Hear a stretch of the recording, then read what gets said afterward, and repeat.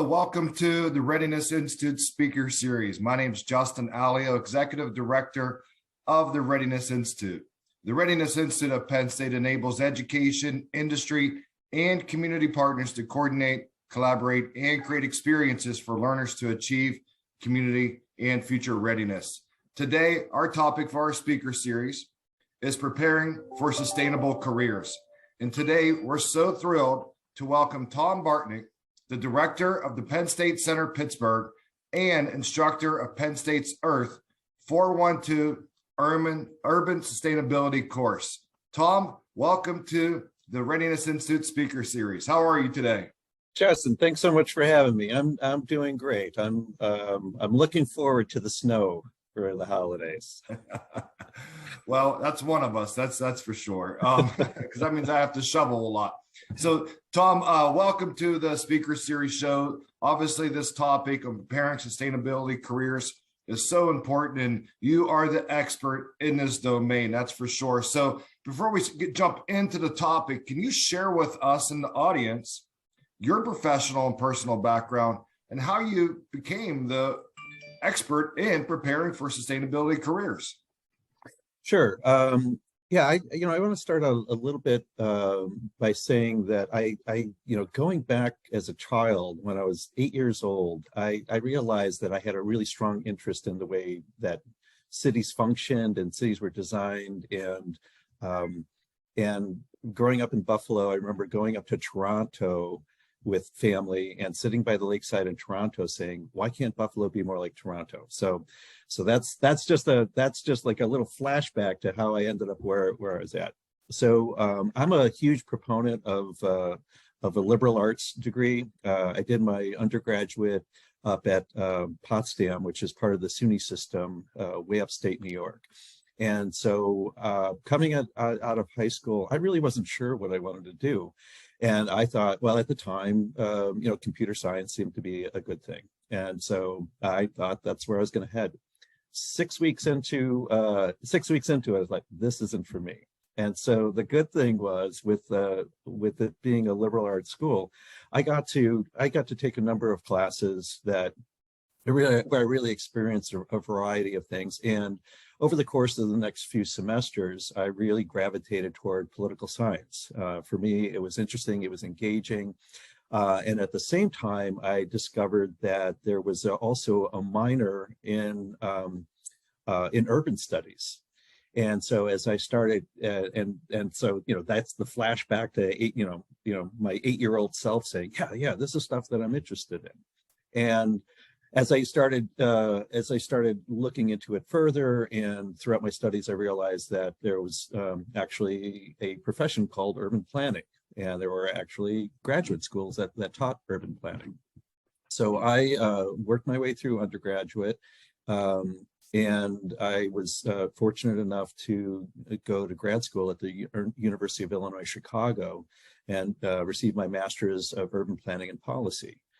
And that experience was really life-changing for me because it was not just the program itself, but the connections back to the community. There were a lot of, there were a couple of centers there, the Natalie P. Voorhees Center and the Center for Economic Development, that did a lot of community engagement work with local neighborhood stakeholders. And that was, if that program had been like in the middle of Wyoming, it wouldn't have been the same program, right? But being in the heart of Chicago, I felt very fortunate to have that experience. And in between my first and second year of grad school, I got this internship where I started working for a smaller firm, architecture planning and development firm. And they were really at the forefront of sustainability issues. And so I was really, this was in 1987 when the Brundtland Commission came out with really what is often referred to as the definition of sustainable development. A lot of people point to that as the origins of sustainable development around the world. And so for 20 plus years between between Chicago and Pittsburgh. I worked in the private sector, but it was always working at the community level, at the not-for-profit community development level, particularly focusing on sustainable development. And again, I had plenty of mentors and colleagues that were just amazing to work with. I learned an awful lot from them, and it was something that I was passionate about. And coming out of the private sector, I went into the not-for-profit sector for a little while with a group called Pittsburgh Green Innovators. And so I started wearing a little bit of a different hat from the private sector, but kind of working within the same circles. I remember my first meeting with 12 people in that position. I had worked with 11 of them before at some sort of capacity. So, and then transitioning just over 6 years ago to Penn State. When I was originally, when this position opened up, I had a few people that were encouraging me to apply for the position. And I said, well, wait a minute, I don't have a PhD. I'm not a traditional educator. And so why should I be applying for this? And the advice I got, well, this is really about community building. It's about community partnerships, development, engagement, and the opportunities around sustainability, in terms of being able to engage both, to faculty, students, the community. It just seemed like a really nice fit for me. And so here I am. So throughout my career, I've been involved in various levels of sustainability, particularly at the community level. I've just worn different hats at those times. Well, Tom, thanks for the introduction. And you could see why Tom's an expert in the topic of sustainability. And so, Tom, we're going to jump right in some questions here. We know that currently businesses and organizations are working to make their processes and operations more sustainable. So as we think about preparing our younger generation, or even reskilling and upskilling current generations of workforce development for sustainable careers, what are sustainable careers? What does that mean when we think about sustainable careers?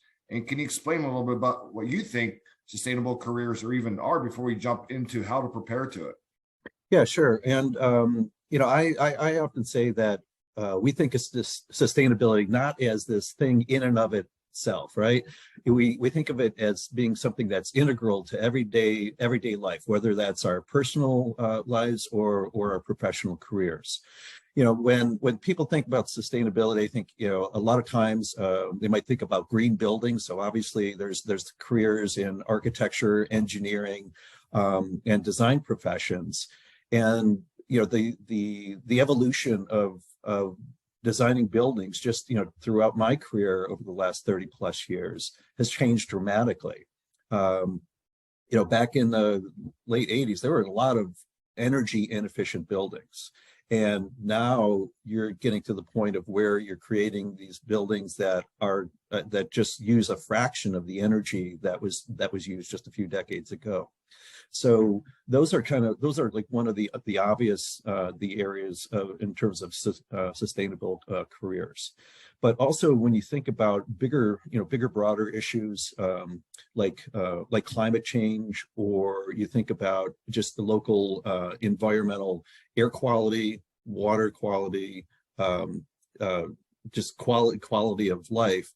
There's a lot of careers that deal with sustainability from not only the private sector, but also the public sector. So for example, my background is in urban planning. So obviously, and urban planning can be in the private, it could be in the not-for-profit, but in the public sector here in Pittsburgh and in other cities and municipalities, a lot of the planning is focused now on sustainable issues, because it relates not only to the environment, but it relates to economic issues. It relates to quality of life issues for constituents and residents. So some of it is policy based. So you can go from like the more technical side of engineering to architectural to the policy of setting the policies for how do you help guide the principles of sustainable development, and what are those policies entail, and then how do you implement those policies?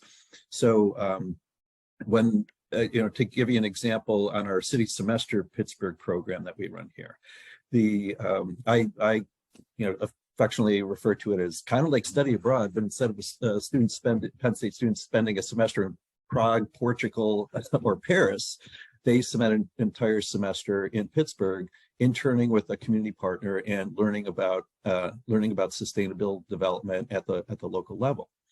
And we have had, of the 60 students that we've had in the program, they've come from 19 different majors, and over a third of those students are also sustainability leadership minors at Penn State, and that's an interdisciplinary minor.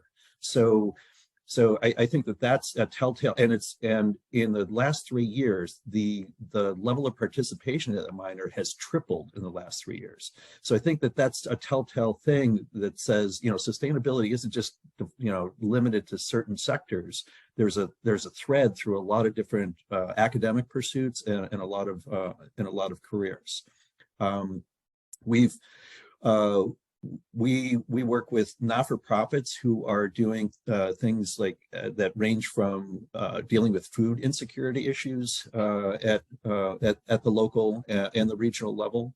We have organizations that are dealing with air quality issues in bigger, broader collaborations with local agencies and multiple universities.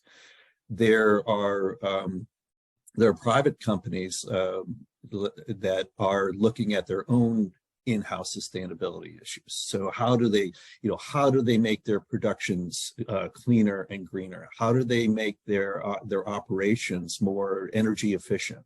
So it's not, it's obviously around, what are considered traditional green issues, but that other green aspect is money, right? And so it's when people think about sustainability, sometimes they think, oh, well, that costs more. But when you think about it from an integrated approach, which is where I think most companies now are starting to look at it, if you look at it from an integrated approach, there are ways to save, particularly in the energy consumption and energy cost. So I mean, that's a little.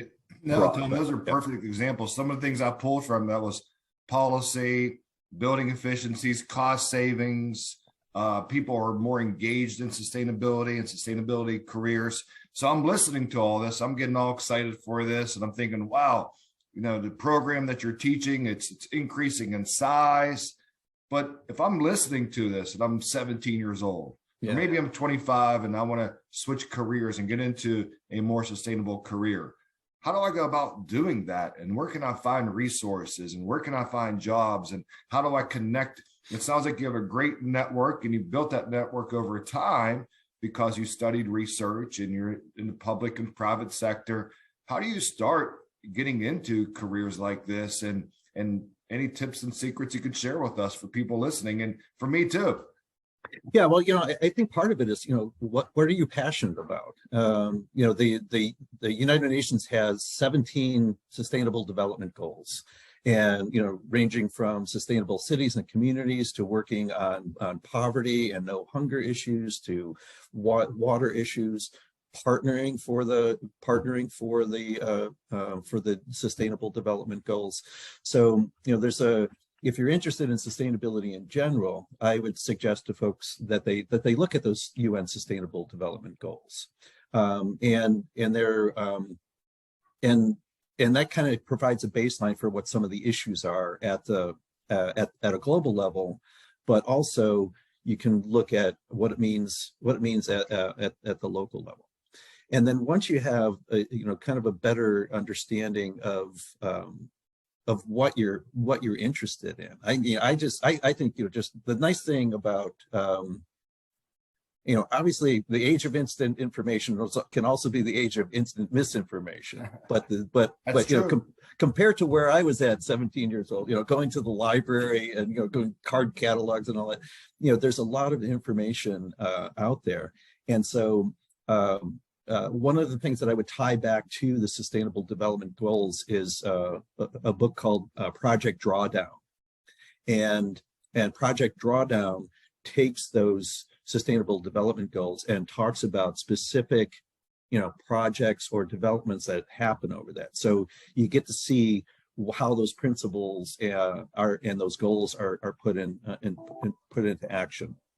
And then the next step I would say is for folks is, find out who's doing that work. Find out who's doing that work, and and it certainly could be anywhere around the world, but at the local level, particularly for students, you'd be surprised at how open people are to just saying, hey, I'm really interested in this. Would you be willing to talk to me for a half hour about what you do and give me advice on how I would get into this career? And that, and particularly in Pittsburgh, people are, I think, extremely open to doing that. And then you start to get to understand a little bit about, okay, who are some of the other people that are working, or organizations that are working in the area that you're interested in, and going from there.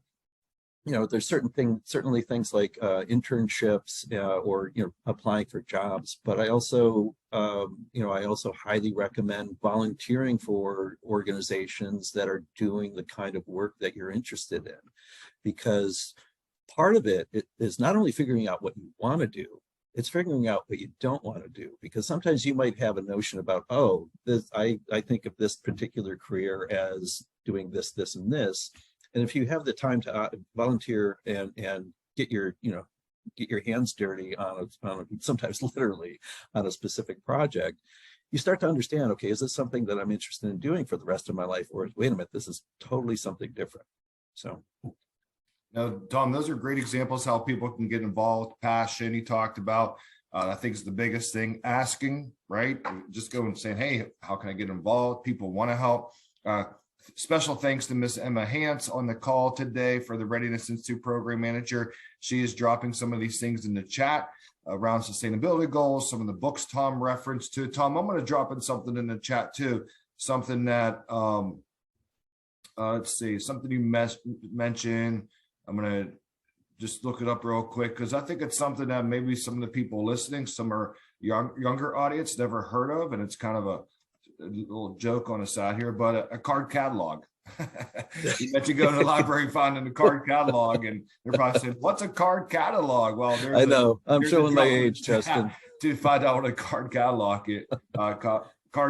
is. So Tom, this is amazing. I'm learning a lot from you right now. Now, you hinted on some examples around sustainability careers. Can you think of a specific example of a sustainability career that pops out to you, maybe in an up and coming emerging sustainable career, or some project that you worked on that you were passionate about that you want to share with somebody, something specific around sustainable careers? Yeah, I guess I can provide a couple. So, architecture is one.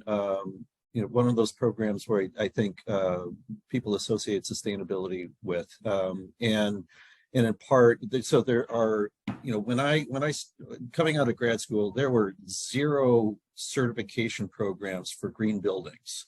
Wow. Now there are multiple, and within each of those certifications, there's a lot of different dimensions within those.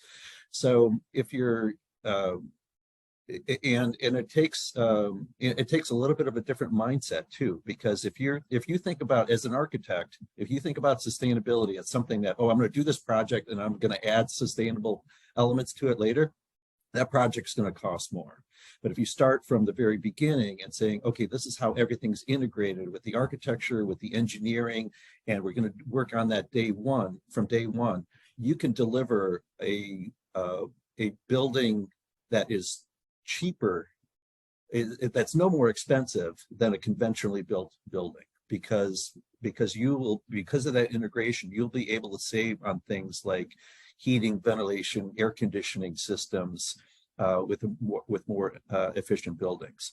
So and there's all the Green Building Alliance is a great local resource. U.S. Green Building Council has a thing called they're a lead associates program. So you can if you're interested in that, that can give you a better understanding of what it means to be a green design professional. I also think, like on the policy side, certainly, I had said I was a proponent of a liberal arts education, and I think part of that is, being thinking critically and being able to analyze and to be able to write well. If you have those types of analytical skills, so that doesn't necessarily have to be technical, but that ability to analyze and to be able to communicate effectively and clearly, you can help influence a lot of policy. So that might be at a local municipal level, working within a planning department as a planner. It might be working within their economic development department. So if you have some type of economics background, you always have to deal with money at some point with whatever you're dealing with. And so if you're able to be able to make that argument, I mean, you could be the most technically proficient in whatever career you choose, but if you can't communicate it to others, there's a real problem with that. And I do see that is so true. Some of the students that we work with, I can think of one in particular this past summer, an architecture student who was extremely technically proficient, but his writing ability was equally proficient. And so when I think it's important for those folks who are interested in sustainability, because you have to convey that message, whatever you're doing. Internally for businesses, they're going to want those same characteristics in someone, because it might be, okay, how do we make our buildings more efficient? It might be, how do we make our production more efficient? How do we resource raw materials to make cleaner production? How do we reuse some of that stuff, and so we're not throwing away a lot of that. So so that kind of analytical skills can go across all different types of academic disciplines, but to be able to really communicate your message and make your point clearly is really, really important. Tom, thanks for sharing that. The number one skill, actually, the Readiness Institute, the students that go through our summer program, they say they learn is most important skill to be community and future ready is communication. So I'm so glad you brought that up. So Tom, I learned a ton from today, and I dropped in the chat if attendees have any questions. I don't see any right now. However, this speaker series will actually be published on our website at thereadinessinstitute.psu.edu. and we'll share it on our YouTube channel. So we will share this out once it gets published in a few days or after the new year, probably, to audiences all around the world to reach out, to connect with you. But if people do want to connect with you, Tom, to learn more about sustainable careers, what would be a good way for them to connect with you? Whether, like you said, they're in Pittsburgh or around the world, because this is not just a regional thing, it is a world thing that's happening right now. Sure. If anybody's interested in learning more, you can feel free to contact me at my email, which is twb24@psu.edu. Thank you so much, Tom. And before we leave, and thanks, Emma, again for dropping that into the chat, Tom's email. And before we leave, Tom, do you have any closing statements or final words for audience members and future audience members in sustainable careers? Yeah, I think the key thing is, figure out what your passion is, because when in the world of sustainability, particularly when you think about climate change, it's really easy to get depressed about it when you think it's such a daunting challenge, right? But I think if you focus on the thing that you're passionate about, you can make a change on that particular topic or aspect, whether it's at a global level, whether it's at a national level, regional level, whether it's within your own municipality, that do what you can, because it's going to take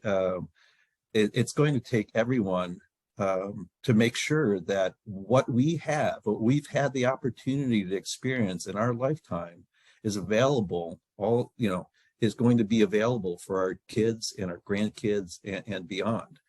How can we not only be good stewards of the environment or our community, but how can we be good stewards for the next generations to come? Tom, thank you so much for joining us today. I learned a lot today. I'm sure people listening and will listen will also learn a lot today. And I want a special thanks again to Ms. Emma Hance, our program manager at the Readiness Institute, for being behind the scenes to make this speaker series possible, and our marketing team also at Penn State Outreach. On behalf of the Readiness Institute, Penn State Outreach, Tom, thank you so much. And thanks for all the attendees and future attendees.